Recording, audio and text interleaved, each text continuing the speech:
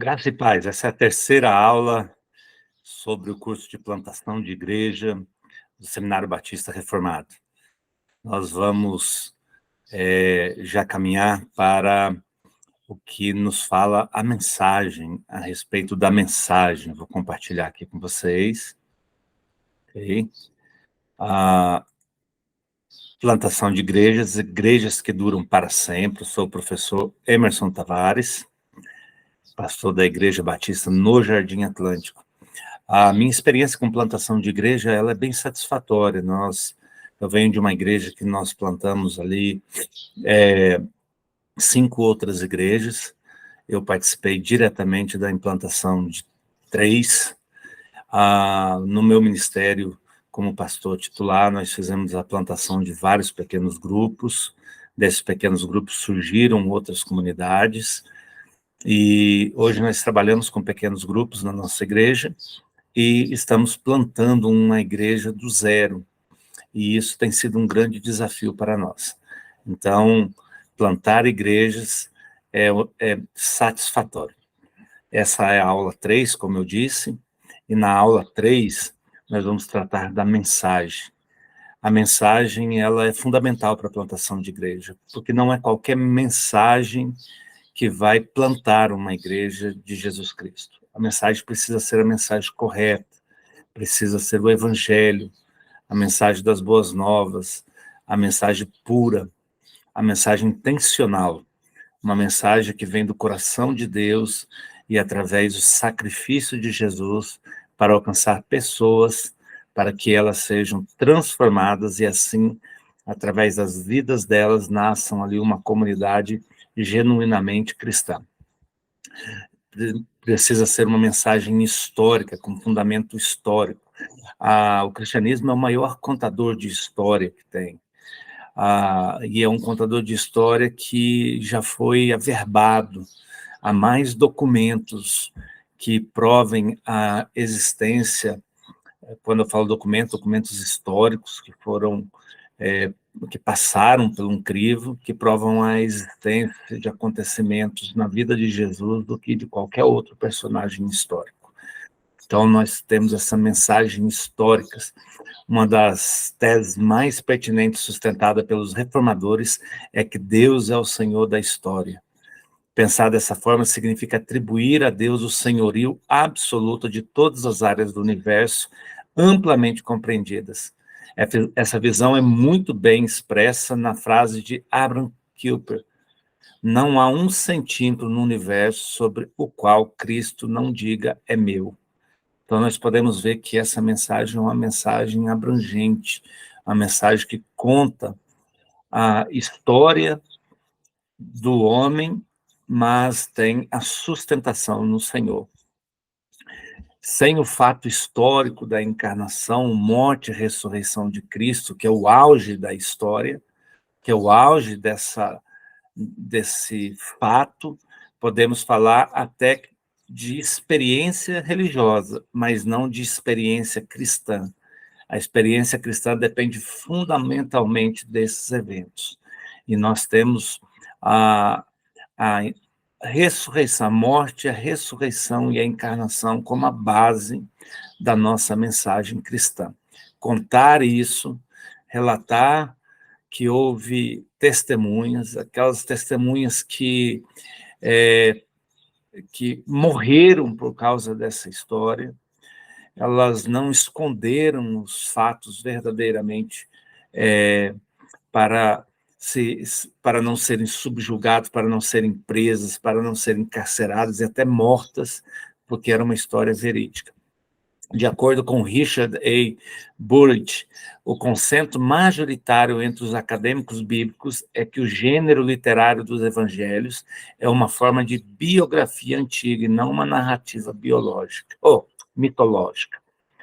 Então, nós temos aí os evangelhos sendo biografia. 3 deles são sinóticos e 1 deles não. Então, nós podemos observar que está contando a história de Jesus. E nós não podemos perder isso de mente, que o evangelho é contar a história de Jesus. O evangelho é o fato de que Jesus viveu a vida que você deveria ter vivido e morreu no seu lugar a morte que você deveria ter morrido, para que Deus pudesse receber você, não por aquilo que você fez e é, mas por aquilo que ele fez e é. Timothy Keller. Maravilha. É esse entendimento que nós temos da mensagem em relação a uma história a ser contada. Uma mensagem que resulta em salvação. Olha só, uma mensagem que resulta em salvação deve ser o foco da mensagem bíblica. Não se engane. Se essa mensagem não resultar em salvação, estamos contando uma outra mensagem. Porque Jesus Cristo morreu? Por que aconteceu essa morte? Ele deu a sua vida por nós. Nessa frase não existe muito que poderia ser usado para exibir a eloquência de alguém. Existe pouco espaço nela para discussão metafísica ou para o pensamento profundo. O texto nos apresenta uma doutrina simples, mas sublime. Então, o que eu devo fazer com ele? Bem, nós compreendemos que estávamos perdidos nos nossos pecados, nós não tínhamos compreensão do bem e do mal, nós estávamos completamente isolados na escuridão, e o Senhor, pela sua graça, nos enviou Cristo Jesus, que pela ação misericordiosa e de graça, morre naquela cruz no nosso lugar e nos dá a possibilidade de crermos nele e, a partir de então, sermos novas criaturas em Cristo Jesus e sairmos do estado de desgraça para o estado de graça. E aí, então, nos tornarmos amigos de Deus, porque outrora éramos inimigos de Deus. Uma vez que o homem reconhece isso, ele precisa anunciar essa verdade a todas as pessoas. Então, o que nós fazemos com uma doutrina tão simples? Replicá-la a todos os momentos da nossa vida. O Evangelho, ele está aí para ser pregado. Nós não podemos nos envergonhar do Evangelho, e sim pregá-lo a tempo e a fora de tempo. Pregue a Cristo sempre e em toda parte. O Evangelho todo consiste nele. Uma pessoa, ofícios e obras devem ser o nosso grande tema, o tema que abarca todos os temas. Charles Spurgeon. Jesus, ele é o Senhor, Jesus, ele é o Rei, Jesus, ele é o nosso Salvador, Jesus, ele é o profeta, Jesus, ele é o sacerdote, Jesus é o Filho de Deus, Jesus é aquele que vem nos resgatar do pecado. Nós não podemos desviar nossa pregação de Jesus. Então, vê como que a mensagem ela é importante. Se você não tiver a mensagem como foco para a plantação de igreja, você vai falhar. Então, nós precisamos levantar a bandeira de Cristo, e não outra bandeira qualquer que vai colocar o homem ou outra entidade qualquer na pregação do Evangelho. Uma mensagem centrada em Cristo. Importa-nos destacar que Cristo é o centro da mensagem do cristianismo, pois temos assistido igrejas ditas evangélicas adotando práticas descritas no Antigo Testamento, comuns do judaísmo e não do cristianismo. Por exemplo, igrejas que guardam o sábado, não comem carne de porco, igrejas que têm sacerdotes, inclusive vestidos como sacerdotes, com a estola, com o quepá, levitas, atos proféticos, festas judaicas, judaizando a igreja e trazendo de volta aquilo que Jesus já superou na cruz. Isso não é um cristianismo e, portanto, não pode acontecer em igrejas cristãs evangélicas. Nós temos que tomar muito cuidado com que tipo de evangelho estamos pregando. Nós não precisamos trazer nenhuma mensagem para ajudar o evangelho. O evangelho é simples e puro. No centro está Cristo, vivo, crucificado, ressurreto e que ascendeu aos céus e que há de vir julgar vivos e mortos. é o nosso credo. E nós precisamos pregar isso para plantarmos igrejas verdadeiras. Não precisamos de outra história para apoiar a única história que é verdadeira. Cristo é o centro da mensagem, não é a nossa força de vontade, nem aquilo que nós devemos fazer para sermos transformados. Lembre-se, nós somos transformados e então fazemos. É o que Jesus fez para nos salvar e nos santificar que nós devemos proclamar. Uma vez que nós somos salvos e santificados, então nós fazemos o quê? Nós pregamos o evangelho a tempo e a fora de tempo. Cristo é o centro da mensagem, não são os programas da igreja, nem as dicas para ter uma vida vitoriosa. Cristo é o centro da mensagem do cristianismo. Leandro Peixoto, ele diz isso com com muito acerto, é assertivo. Não adianta pregarmos uma vida vitoriosa sem Cristo, porque não existe. Só há vida vitoriosa em Cristo Jesus. Quando incapaz de pregar a Cristo e ele crucificado, pregamos a humanidade e ela aperfeiçoada. Então, William, nós tiramos Cristo do centro da vontade e colocamos o homem. O que era perfeito em Cristo passa a ser perfeito no homem, o que não é uma verdade.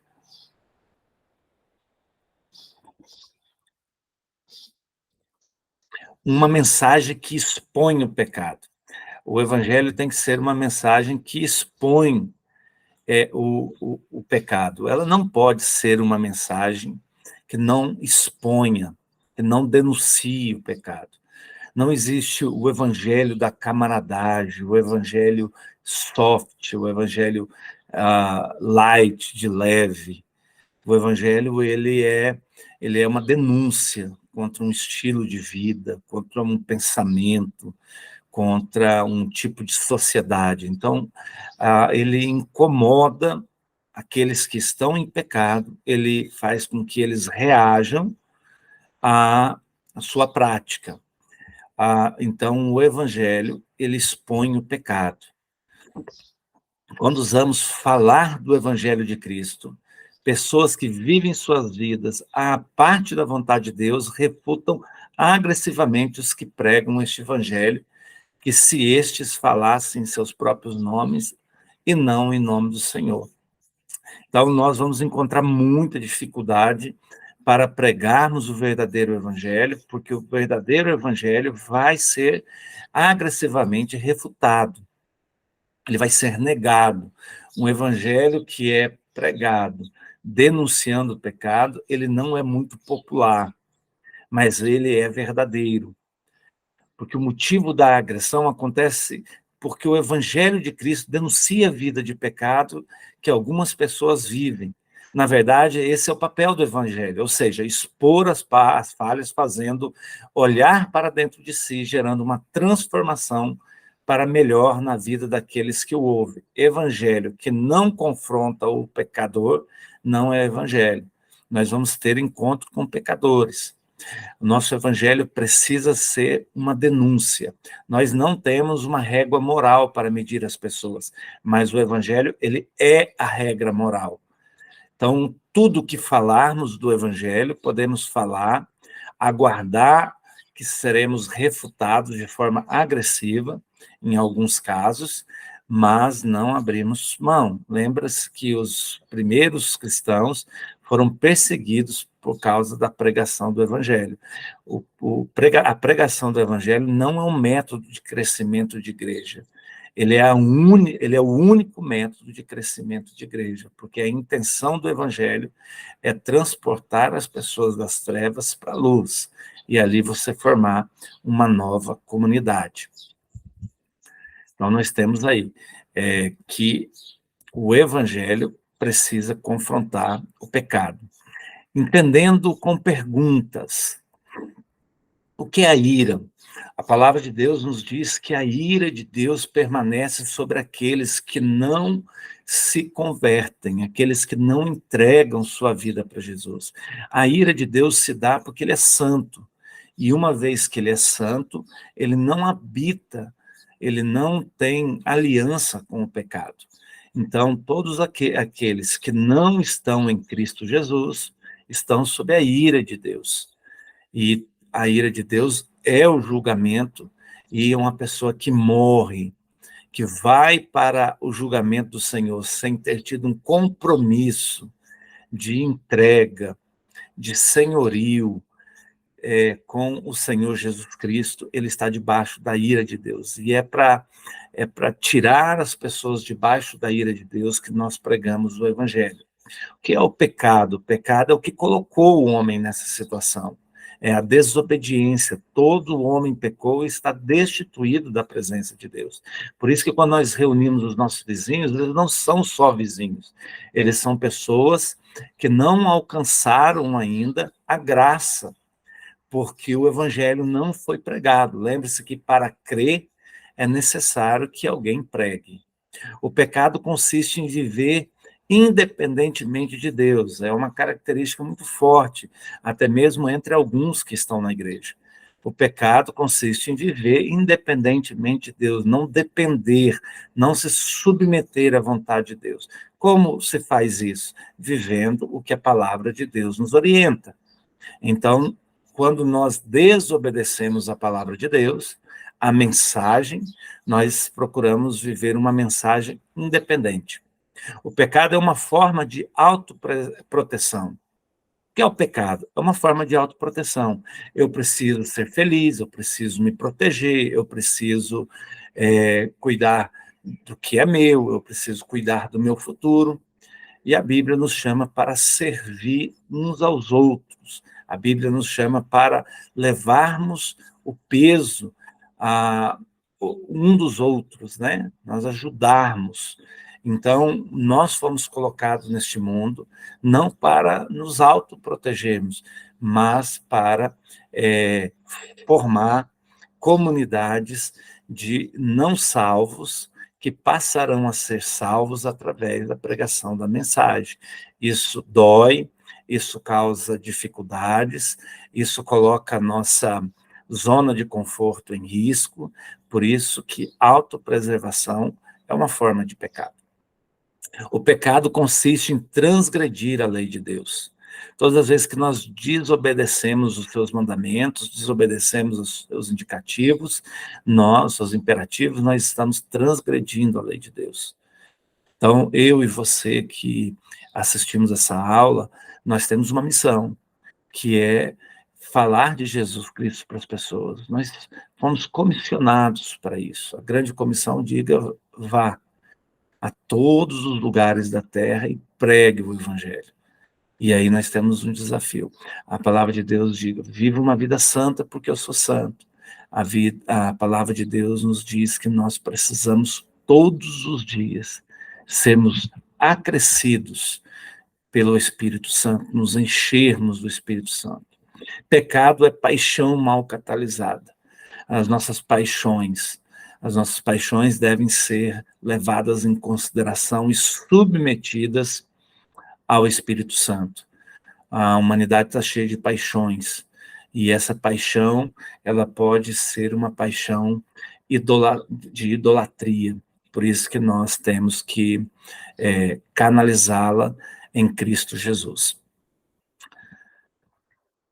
Nós vamos para uma mensagem que estilhaça os ídolos. Uma mensagem que estilhaça os ídolos. Idolatria é um dos temas mais tratados nas Escrituras, de fato, querido. Nós temos aí uma luta desde o começo da humanidade com a idolatria. Embora a noção de idolatria esteja associada ao culto e à criação de imagens, ela vai além disso. Ela é um problema do coração do homem. O homem, ele coloca em seu coração, ele entroniza em seu coração os ídolos.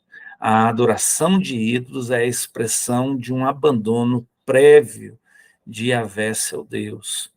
Nós sabemos que as pessoas preferem ídolos que possam ver, que possam descrever, que tenham valores que consigam quantificar, do que adorar Deus, que diz, eu sou e não vemos, mas podemos sentir. Então, durante toda a história, a humanidade levantou ídolos para adorarem no lugar de Deus. E esses ídolos, eles não são só imagens. Esses ídolos podem ser coisas, podem ser sentimentos, podem ser filhos, pode ser bens e tantas outras coisas. Pode ser até a formação acadêmica, pode ser como você ama o seu marido, pode ser como você ama o seu partido político, pode ser como você ama a sua igreja, enfim, você pode até colocar um ídolo, um pastor, no seu coração e dizer que ele é a fonte de todo o seu amor. Então, o termo ídolo, ou equivalente, aparece cerca de 240 vezes na Escritura. A maior parte desses usos ocorre no Antigo Testamento, onde é utilizado pouco mais de 200 vezes.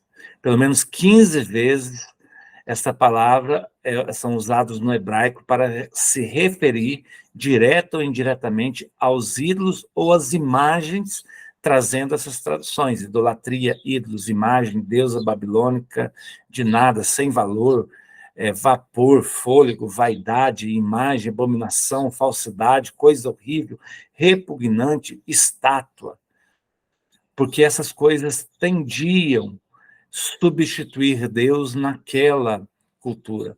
Às vezes nós ficamos pensando, poxa, pastor, nós não temos tantas religiões, eu acho que só quem mexe com ídolo são os católicos. Não da mesma forma com que essas pessoas. Às vezes, queridos, dentro da igreja evangélica, nós conseguimos achar até mais ídolos do que na igreja católica, porque agora eles foram substituídos, as estátuas, imagens, foram substituídas por valores, e esses valores precisam ser submetidos a Deus. João Calvino vai dizer que o coração é uma fábrica de ídolos.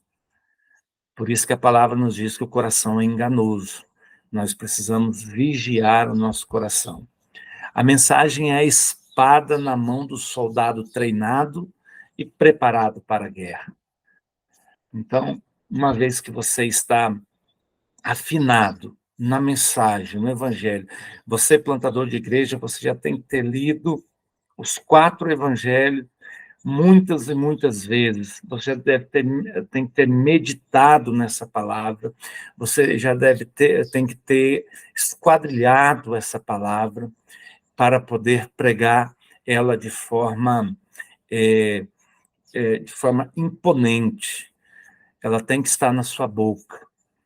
Essa espada precisa estar afiada, porque a mensagem é a espada na mão do soldado treinado e preparado para a guerra. Pregar o evangelho é uma guerra. Então, assim, a gente termina essa parte aqui sobre a mensagem. Tem tantas outras coisas que nós poderíamos falar, nós não temos o tempo necessário, mas dizendo essas coisas, vocês já vão encontrar muitas outras na leitura do livro. Lembre-se que nós estamos lendo este livro, ok? Este livro, o Plantador de Igrejas, tá? Ou Plantador de Igreja, do pastor Darren Patrick. Não deixem de adquiri-lo. Se você não adquiriu, não tem como você entender o que eu estou falando, porque eu estou fazendo um resumo só. Deus abençoe. Nós vamos nos ver na próxima aula.